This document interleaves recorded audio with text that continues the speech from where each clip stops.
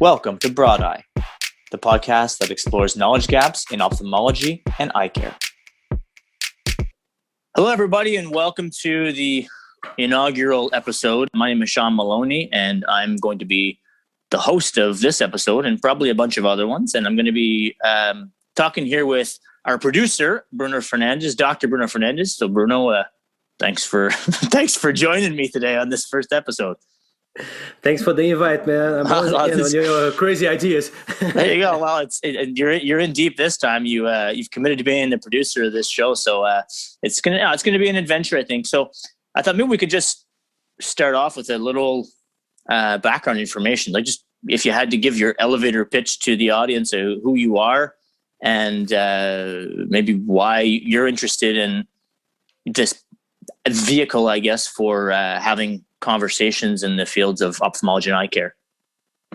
Yeah, so I am an ophthalmologist. Like I did my medical training in Brazil. I did my specialty training in ophthalmology in Brazil as well.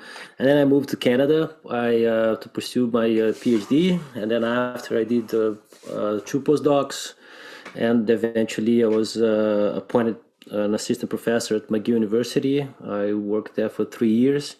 And then I kind of like put that career on hold, and I kind of like focus a bit on my parallel career. You know, like I've always been a martial artist. Like I competed, you know, like on the highest level, and I had a small dojo that I used to take it more as a hobby, but eventually that grew to the point that was taking a lot of my time. So I had this big career shift where I left academia and I decided to become an entrepreneur, and that's what I've been doing since then. So what's the interest on your side in coming on board in this crazy project as a producer?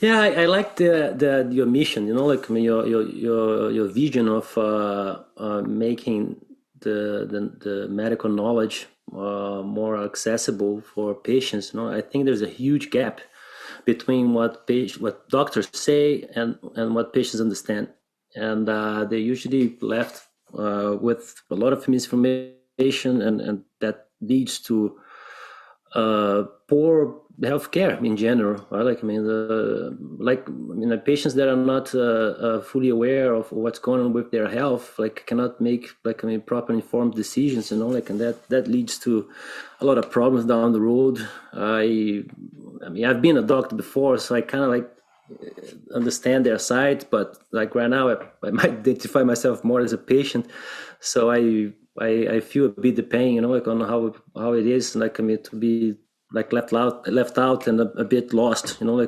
navigating the health system.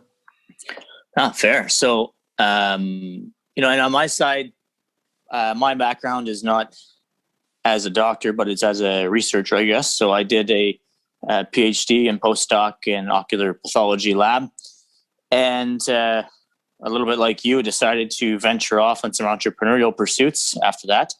I have a bit of a unique perspective because I'm also legally blind from a condition called retinitis pigmentosa, something I found out when I was about 5 years old, many years ago. And I've also been involved in some fundraising for vision research in that space, worked with people in industry, did orientation and mobility training as someone who is visually impaired. So I kind of jack of all trades in this domain, master of none. But like you said, I think that for me, the impetus in pushing forward on this project really lies in knowledge transfer, not just for patients, but also for clinicians, for people working in industry, people, really anybody in that space, because I think there's a lot of things that patients would like for their doctors to know, and there's probably a lot of things that doctors would like industry and researchers and engineers to know. And so I think that this provides a platform for just straight talk conversation. You know, we're having this conversation today, recording it there's zero rehearsal here. Like we're just, it's not going to be massive amounts of editing, and it's just to have straight conversations, right? So, one of the topics we wanted to get into today, though, was about miscommunications in healthcare a little bit, and I think you've got some stories that maybe you can share with the people who are listening. Yeah, man, plenty, right? Like, I mean, stories where I was the doctor, and the stories where I was the patient, like, and then, I mean, some of them are actually quite funny, like, I mean, maybe we can start with those. I have a friend that his mother, like, I mean, went to an angiogram of her retina, and she got a report, right? She was supposed to bring the report to her ophthalmologist that requested it, and then she read it, obviously, right? Like, and there was the description there, which was the exam was pretty normal, right? Like, I mean, she had some age-related changes, and one of the terms that freaked her out was sclerosis of the retinal vessels, right? Which is pretty normal for someone of that age. But like the funny thing is, like, sclerosis, like in Brazil, it's a bit of a derogative term that's used for elderly people with senile dementia. Like, so when she read that thing, I was like, oh my God, I have dementia. And then she was like freaking out, and of course, like, I mean, she didn't have access, like, to the person that did the exam, nor to the ophthalmologist that she hadn't seen yet, and then she was just panicking, and like, I mean, my friend, like, reached out to me, and eventually he sent me the report, and I read it, and I was like, okay, like, just everybody just calm down. Like, I mean, there's nothing to worry about. Just bring that to your doctor, and then he will explain everything. Because I mean, I don't want to, like, step in, right, and start giving diagnosis to people, like, I mean, just like calming her down, like, I mean, look, there's no need to panic. There's nothing there to worry about. You're not demented, there's not exam to see that anyway, just be relaxed until you see an ophthalmologist. Like, he will explain you everything you need to know, like, I mean, and then right away, like, I mean, she calmed down. But, like, I mean, I don't know how long it would take for her to see that doctor, right? Like, I mean, maybe it'll be a week, maybe it'll be a month, like, and you're asking, like, for an old woman, like, I mean, to leave with that stress, like, I mean, until that day comes, and that's the kind of situation that in my view, it's pretty easily avoidable. Well, I think we've talked before too. During one of your clinical postdocs, you're working, specializing in ocular tumors, and I think you've had some stories like that as well, where patients were waiting on a diagnosis, and we have to think about someone's quality of life when you're treating them. But how about that gap in time when they're wondering, hey, do I have a tumor, or is it something benign? And he might be waiting 3, 4, 5, 6 months to get answers, right?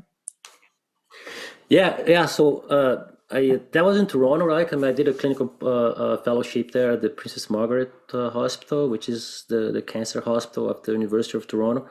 And then we were responsible for receiving eye cancers from pretty much all over Canada.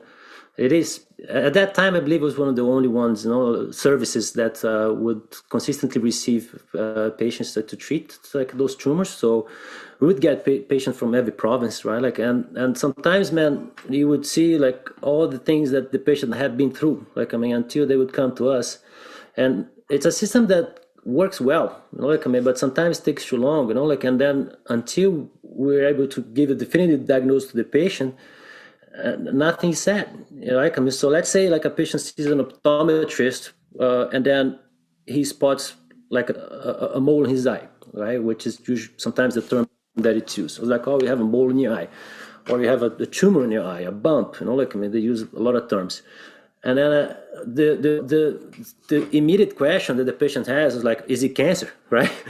And then they're kind of like, well, I don't know. Like, I mean, so that doesn't help much, right? It's like, wait, man, you're telling me you have a tumor in your eye, and I mean, I want to know if it's cancer or not, right? I was like, well, I can't tell you that. Like, I mean, it's not my specialty. And then sometimes that patient gets referred to an ophthalmologist, right? Like, and then that takes a few weeks.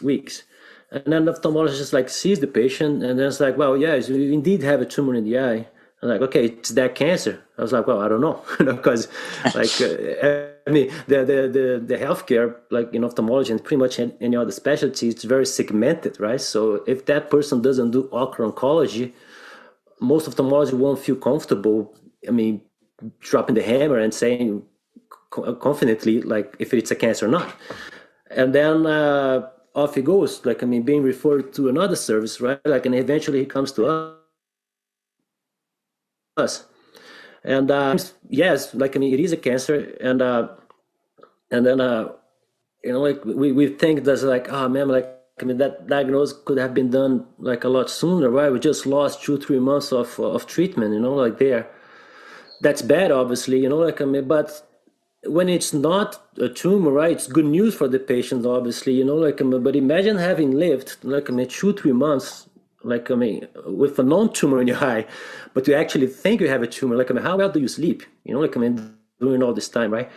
And and I don't think there's a lot of in the system right now, like, I mean, to deal with that. It's kind of like, look, you have a tumor in your eye. I did my job. I referred you. Good luck. Right? Like, I mean, if it takes 1 week or 3 months for that patient to be seen, it's not a responsibility of the referring doctor anymore. And then it's not the responsibility of the doctor that will see that patient, right? Because they haven't seen yet. So that it's just, I mean, the patient now is in the crack, right? Like, I mean, it's sort of like in this limbo where, like, I mean, nothing's done, nothing's said, and he has no one to call to, like, I mean, to ask for any information, right? And that obviously very stressful. And they don't know, so yeah, wondering. And then even, okay, if I have a tumor in my eye, what are the next steps? What is there even treatments available? Am I gonna die? What do I need to do?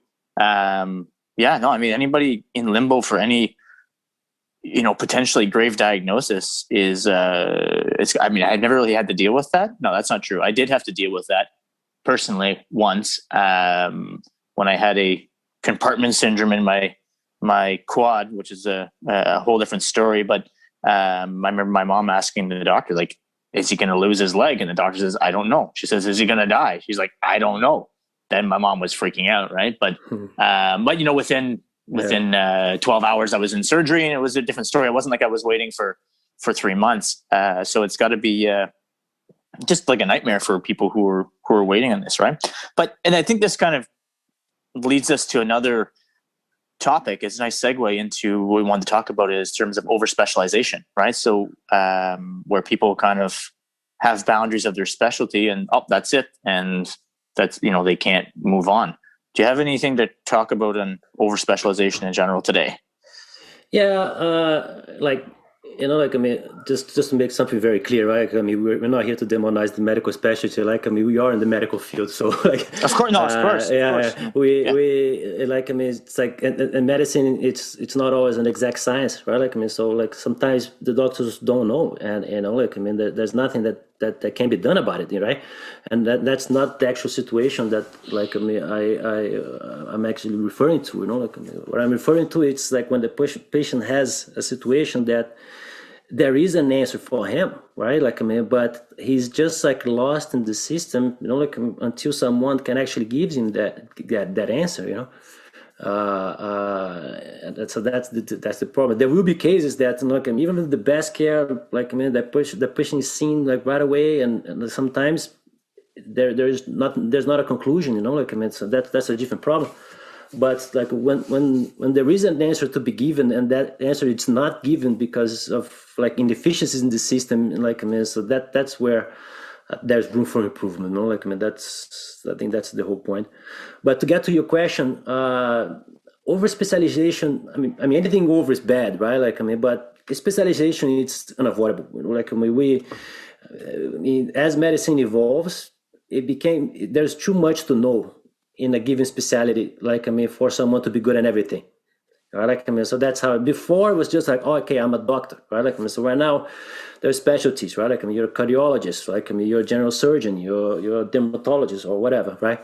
But even within those specialties, like now there's subspecialties, right? I mean, so, I mean, if you have an eye problem and you go to an ophthalmologist, maybe that doctor won't be able to solve your problem because it's specialized on another disease, and that's very common. And that's not the problem in itself, right? The problem is like when the doctor becomes like so specialized on a disease that he only treats that disease, and losing the the desire to actually solve the problem of the patient. Like, so let's give you an example to make things clear. Let's say I'm not seeing well, and I go to a doctor, and then the doctor happens to be specialized in cataract surgery. And then he goes there, I go there, and then he checks my eye, and they're like, look, you don't have cataract. I was like, well, but I'm not seeing well. I was like, look, I don't know what you have. You don't have a cataract. I cannot solve your problem. Like, and that's not uncommon. Like, I mean, with we have a lot of stories of people that go through that, right? Like, and then sometimes they get referred to another doctor, and then, like, I mean, that specialized on another disease, which is also included in the differential diagnosis. Let's say glaucoma. Like, and then that patient sees a doctor that specializes in glaucoma, and he goes there, checks the eye, checks everything. I was like, look, you don't have glaucoma. I was like, wait, why can't I see? I was like, well, I don't know, but you don't have glaucoma, right? And then off he goes. Right? Like, I mean, so that patient is lost again, trying to find a doctor that is specialized on the disease that he might have, right? Whatever that might be, right? Exactly, right? Yeah. So the patient is basically being his doctor. Like, I mean, trying to find a doctor that, like, by luck, is specialized on the disease that he might have, and not the other way around, right? Like, I mean, when you step in a doctor and he's committed to find the disease you have, whatever that disease might be. And so it's all backwards, right, in a way. Well, and then sometimes you get referred back to your general practitioner who, in their own right, their job's pretty tough because they can't know everything about every field, and as well as every subspecialty within those fields either, right? So they get a report back from your, first ophthalmologist you saw and saying, hey, guy doesn't have this. Okay, great. And second guy says, well, it's not glaucoma, but maybe needs to be referred to, whatever, a retina specialist. So then, okay, now it's another referral they're trying to send off to somebody else, right? So, again, just for people who are listening, we're not sitting here just to bash the system. We're just having open conversations about observations, right? And, inefficiencies, and kind of highlighting some of the problems that, hopefully some people much smarter than maybe much smarter than us. Exactly. Not to knock you. You're pretty smart, but not much smarter than us can kind of, maybe make some incremental changes and stuff. So another topic we wanted to bring up was, the ethics of having, I guess you can call a universal healthcare system, but that people don't always have access to, or it's not accessible to everyone. What are your thoughts on that in general? Yeah, I mean, I think, like, because, I mean, everyone in Canada, right? Like, I mean, I guess most people here in us, like, I mean, might be from here. And here we have theoretically like a universal healthcare, right? Which is free for everybody, and everybody's treated the same way. Like, I mean, so in theory that it's all good and all, but like everyone that lives here like knows that it ain't true, right? Like, I mean, we it's not accessible. Like, I mean, for everyone. Like, I mean, for example, we were talking about, like, I mean, having a general practitioner, right? I mean, which is your first point of contact, like in the health system. Try to find one. Oh yeah, I mean, I don't have one. I don't have one. Exactly, I don't have either. Yeah, like, I mean, so I put my name for once, like, I mean, to be on the list, like, I mean, to have one. I mean, 1 year after, like, I mean, I got called, and then I couldn't pick up the phone because I was doing something, whatever. And then, like, they left a message. It was like, oh, okay, like, I mean, you got called, like, I mean, to have a GP. And then I tried calling back, and like I couldn't, right? Like, I mean, you just start getting lost into, like, I mean, endless, like, I mean, recorded conversations, like messages and whatnot, So I pretty much lost, like, I mean, my opportunity, like, to have a GP, and I'm still to this date, like, I mean, don't have one, right? Like, so a system that it's based on, like, I mean, this segmentation, right? Like, I mean, you see a general practitioner, and then he will refer you to whatever specialist it's needed. Like, but if you don't have a GP, like, how can you get in the system, right? So the only other way, it's through emergency, right? I mean, and that's how most people take care of their health, right? I mean, so they don't do anything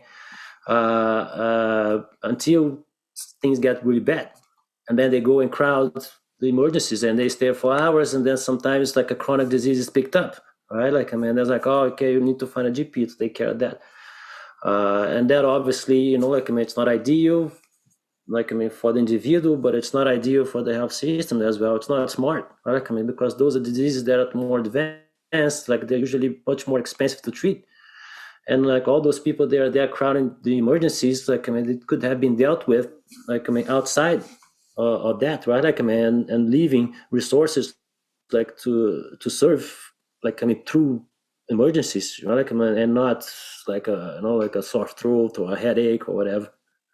Oh, for sure. And I think that I've seen it firsthand when I moved to Ontario from Montreal about 5 years ago, and when we tried to find a general practitioner here, there was actually, the timing looked good, because there was a guy who was opening up his practice, and it was like announced in the newspaper, and okay, Dr. So and so is opening his practice, and as of 9 a.m. on Monday, they're taking new patients, right? So we call in at 11:15. I'm sorry, the doctor can't take any more patients. Like, what? Like, as of 2 hours, 15 minutes ago, like, yes, we've been overwhelmed with calls and emails and people showing up, and I'm sorry, the doctor can only take patients. Like, wow, okay. So, and I tell friends that, hey, my kids have a pediatrician, and it's like, oh my God, who did you know to get a pediatrician? And that's the reality, though. But the reality is that I did know somebody when my my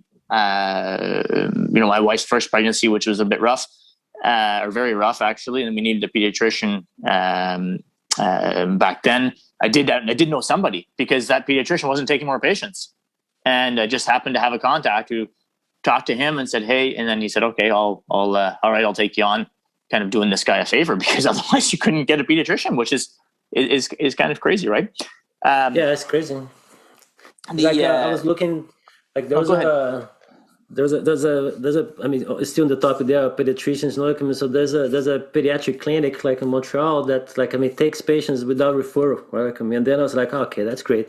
And then I went on the website. I was like, yeah, we take patients without referral, but just for emergencies, like, I mean, for regular care, like, I mean, just following up, like, I mean, the development of kids or not, like regular consultations, you need a referral from a general practitioner. I was like, well, what if I don't have one? Like, I mean, just like, there is those kinks, like, in the system, right? Like, I mean, that you only know if you actually exposed to that, right? Like, I mean, and because, like, in theory, like, the system works well, but, like, I mean, the people that are dependent on the system, like, I mean, knows all too well that it doesn't work, right? And is it like that for everybody? Like, I mean, as you just said, like, oh, someone, and you got in, and like, I mean, like, it's the biggest, how can I say that? Like, I mean, the biggest argument in favor of universal healthcare is that, like, we're all on the same boat, right? Like, I mean, so, like, I mean, someone living off welfare or the CEO of a big company, they all go through the same steps, right? So if the system is bad, the little guy will complain, but the big guy will also complain, and that guy will have, like, I mean, someone hearing him, right? And then the system will improve, right? But, like, I mean, I think, like, you compare the system in Brazil, for example, right? Because we have the private system and the public system, like, I mean, so the people with money, they just go private, and then the public system, like, I mean, goes downhill. So here it's universal. So theoretically, it's great because everybody has the same thing. If it's bad for everybody, right? Like, I mean, but is it really the case? Like, I mean, do we expect that, like, I mean, like a big shot CEO of a big company, and, like, I mean, his daughter, like, I mean, has, like, I mean, a pink eye. Like, I don't think that person will stay, like, I mean, 6-10 hours, like, in an emergency room. Like, and I don't see that happen. I've been there with my kids, and like, I see the kind of people there. It's there, like, and that's the part that I don't think is ethical, right? Like, because the people that do have a voice to complain about it, like, I mean, I don't think they are suffering, like, through the inefficiencies of the system as someone that do not have a voice, right? Like, and that's why the system does not improve. No, and it's interesting. So I just want to touch before we end up. We can talk for hours, but I think just kind of as an inaugural episode here, I think we're highlighting a few points that are just interesting intellectual exercises, if nothing more. You, as a physician, as an ophthalmologist, and a specialist actually. I'm sure you've had, the odd person here and there, friends or family saying, "Hey, Bruno, I've got this, my cousin's daughter who has, this problem with her eye, and she's wondering this, or she saw this, her doctor, and he didn't know what to do, and then she's kind of lost." Like I'm not a doctor. I have a research background, and I get these people. My mom's a dance teacher, and she says, "Hey, I got a kid who is having this problem with their eye, and what do you think?" And like, okay, and I'm not a doctor, so I'm imagining this kind of tying in with what we were talking about before, being the patient almost having to, in many cases, guide their own path to try to get medical help. Have you dealt with a lot of, friends or family members or friends of friends of friends who have reached out for, for your medical advice outside of the clinic? Oh yeah, man, all the time.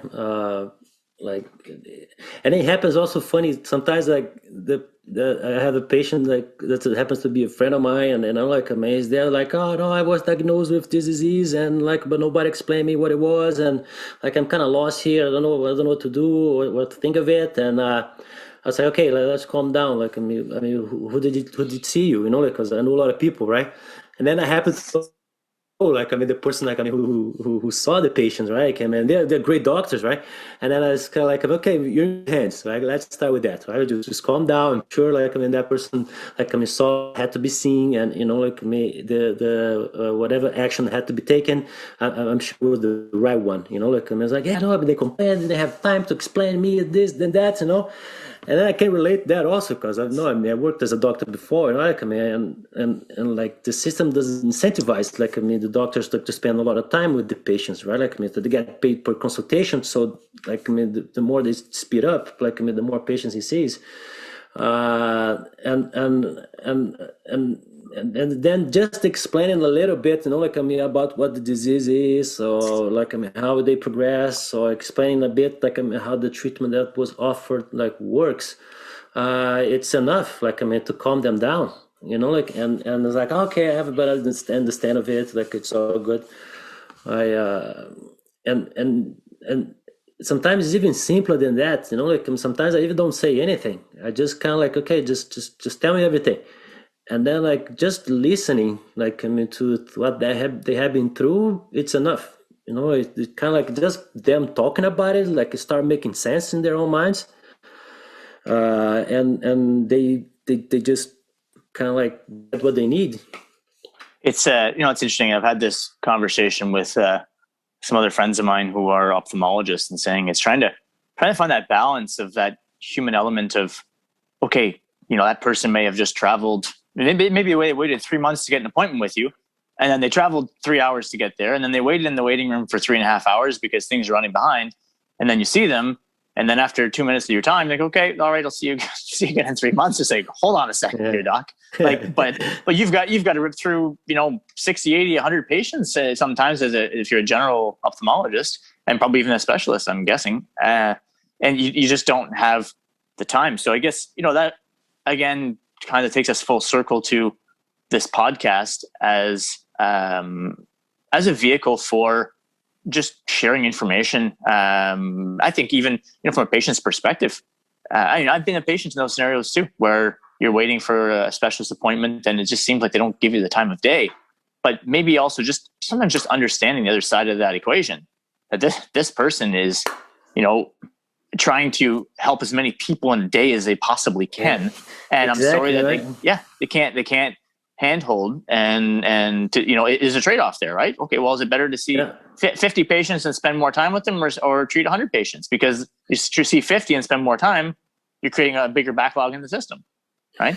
Yeah, and also like to make the most of every professional, like in the health system, right? Like it's very inefficient, right? Like to put like a neutral specialist to keep explaining like how to put a contact lens, like in a patient, right? Like something that can be done by a lot of people, So it's better like for that doctor that spent like 2 minutes with you to go and spend 2 minutes with another patient, right? Like because what he's doing, like the decision that he has been taking, only him can do it, right?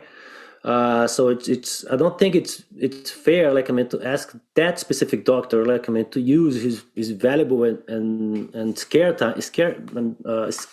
time to spend 1 hour, like, I mean, going over, like, I mean the specifics of each condition for each patient, right? Like, I mean, it's not very efficient, right? But So I think it's a matter of logistics. Like I said, everybody's well intentioned, like, on doing the right thing, but like the way the whole system works, it's very inefficient, and everybody loses, right? Like, I mean, so the doctors, the patients, like, because that kind of miscommunications is usually the cause of most lawsuits, right? Like, I mean, people don't understand, like, I mean, what they've been going through, or the expectations that they might have, and like, I mean, that kind of causes problems. man, there's some famous study about that. I don't remember it that well, but it was out of the US, I think, where they were showing that doctors who who were deemed more likable by their patients, and a lot of it that had to do with actually just spending that extra 60 seconds with them to explain things to them a little bit. They were deemed to be more likable and significantly less to ever get sued by their patients for malpractice suits. But no, I mean, that's a whole topic in and of itself. But I think that again, I think the idea with this podcast too is to provide a bit of a platform for people. Like, I want clinicians to be able to have that tool also, that they're providing information to their patients that is digestible, that's understandable for the patient, but so that the clinician can actually move on to the next. Wouldn't it be great with what we're doing here? If you're treating a patient that's got, diagnosed with glaucoma, and they say, "Oh my God, what is glaucoma? What do I am expecting? What's going to happen? What's the prognosis? Should I be telling the rest of my family? Can they catch this from me?" Wouldn't it be great to just say, "Hey, listen, I've got, here's a link. Go and listen to episode 7, episode 22, whatever. It's going to take an hour, but it's going to dive into basically everything you need to know and break it down for you. If you have any questions after that, then, follow up or something," right? I think that's part of what we're trying to do here. That knowledge transfer in all directions, right? Yeah, I mean, finding that niche, right? Like, I mean, so where are the cracks in the system, right? Like, I mean, so where are the inefficiencies, and how it can help, like, so it'd be good for the patients, because, like, I mean, if you go on Google, like, it's scary. Like, I mean, so you just put some symptoms there, like, like, it's not fun, and it'd be good for doctors also, like, I mean, if they have a place to refer their patients to, where they know, like, that they would get information that it's digested, like, and exposed in a way that a layperson can understand, but it's still scientifically sound, right? Like, I mean, and not and a bit more educated than the regular media. For sure. So, well, listen, I think that's probably a time to wrap up here, but thanks for joining me on this adventure. We're going to be, people are going to be hearing our voices as time goes on. So yours and mine. So listen, thanks for today. And then I'm looking forward to getting this episode out to the masses, as well as the episodes that are going to follow. Well, thanks for having me, man, on this first episode. I'm sure it's going to go well. I know for a long time, and I know when you put your mind to something, like, good things, like, happen. So I'm excited to see who you invited next, and I'm definitely going to follow it. Follow, man. You're the producer. You can't do one episode and escape this, right? So all right, until the next episode, buddy. We'll talk to you soon. Take care, man. Bye.